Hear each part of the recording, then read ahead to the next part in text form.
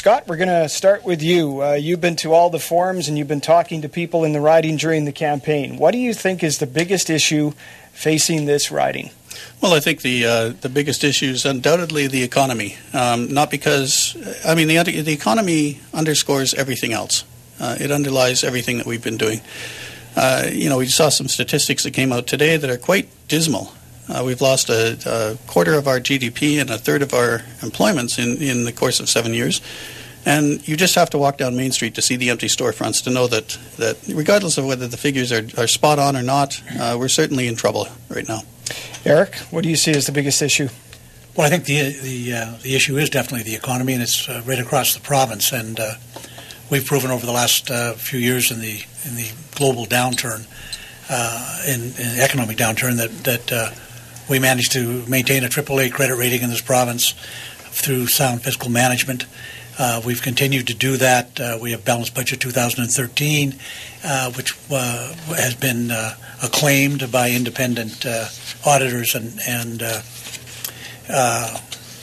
economists. And so it is definitely the issue in the province is the economy, and we are certainly geared to be the ones to maintain the strong economy. We are a safe harbor for investment. We're seeing investment in this province.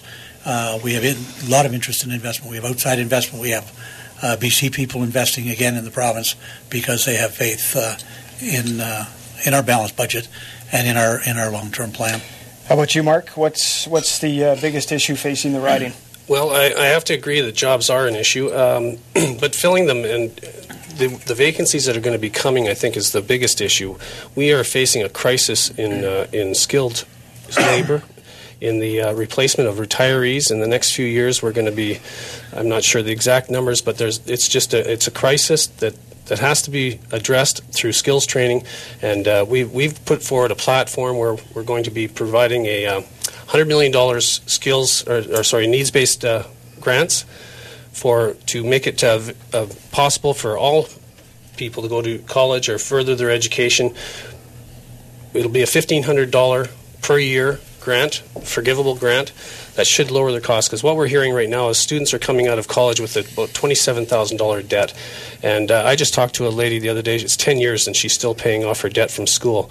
You just can't get a good paying job to pay off this debt, and so we want to help people pay off this before they get into that problem.